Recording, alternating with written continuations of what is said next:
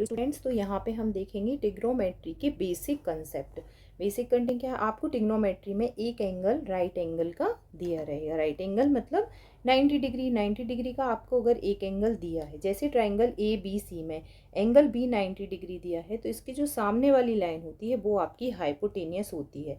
Similar P Q R में Q है आपका 90 डिग्री, तो उसके सामने की जो लाइन है पी आर वो आपकी हाइपोटेनियस हो जाएगी। एंड एक्स वाई जेड में वाई के सामने की जो लाइन है एक्स जेड वो आपकी हाइपोटेनियस हो जाएगी। हाइपोटेनियस हमेशा सेम ही होती है राइट एंगल के सामने वाली लाइन। बट अब हमें कब क्या होता है, बेस और परपेंडिकुलर फाइंड करना होता है। सो जैसे हम देखेंगे angle A B, triangle A B C में अगर हमें एंगल ए दिया गया है, वैल्यूज हम एंगल ए से फाइंड कर रहे हैं, तो बेस हो जाएगा आपका ए बी एंड परपेंडिकुलर हो जाएगा आपका बी सी। बेस मतलब जिसमें एंगल इंक्लूडेड होता है वो साइड आपकी बेस कहलाती है। सो फॉर एंगल ए के लिए बेस हो जाएगा आपका ए बी एंड परपेंडिकुलर हो जाएगा बी सी एंड हाइपोटेनियस हो जाएगी आपकी ए सी। सिमिलर आपको एंगल पी क्यू आर में अगर हमें एंगल आर दे दिया, तो आर के बेस पे आपका बेस क्या हो जाएगा, बेस होगा आपका P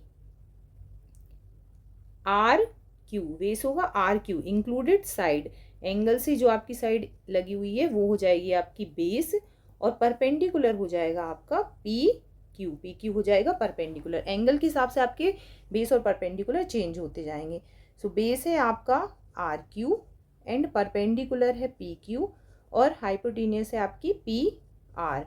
similar angle X Y Z में अगर हमें एंगल जेड से दे दिया गया, तो y के जो सामने वाली लाइन है ये तो आपकी हाइपोटेनियस हो गई। अब z में कौन सी साइड इंक्लूडेड है, z में है आपकी जेड वाई, तो जेड वाई आपका बेस हो जाएगा। सिमिलर आपकी हाइपोटेनियस होगी एक्स जेड और एक्स वाई आपका क्या हो जाएगा यहाँ पे परपेंडिकुलर। तो एंगल के अकॉर्डिंग आपके बेस एंड परपेंडिकुलर चेंज होते हैं और हाइपोटेनियस सेम होती है। तो बेटा आपको यहाँ पे पढ़ना है sine theta, cos theta, tan theta, theta हमने एंगल को माना है, cosec theta, sec theta and cot theta. तो आप देखेंगे फर्स्ट वाली साइड में क्या है, आपको जो एंगल्स दिए हैं यहाँ से हम साइन कॉस और टेन की वैल्यूज़ फाइंड करेंगे। कैसे करते हैं, साइन आपको एक फॉर्मूला याद रखना है, फॉर्मूला है आपका P B P upon H H B. So जो फर्स्ट वाला टर्म है ये होती है आपकी साइन थीटा की वैल्यू, सेकेंड वाला टर्म होता है बी अपॉन एच, ये होती है आपकी कॉस थीटा की वैल्यू, एंड जो थर्ड वाला टर्म होता है पी अपॉन बी, ये हो जाएगी आपकी टेन थीटा की वैल्यू। अब हमें क्या फाइंड करना है, कोसेक थीटा। आपको ये फॉर्मूला याद रखने पड़ेंगे, cosec theta is equal to होता है 1 upon sine theta. So sine theta का अपोजिट आपका क्या हो जाएगा, cosec theta, H upon P. Sec theta होता है आपका 1 अपॉन cos theta. So cos theta का अपोजिट क्या हो गया, एच अपॉन बी, ये हो गया आपका सेक थीटा।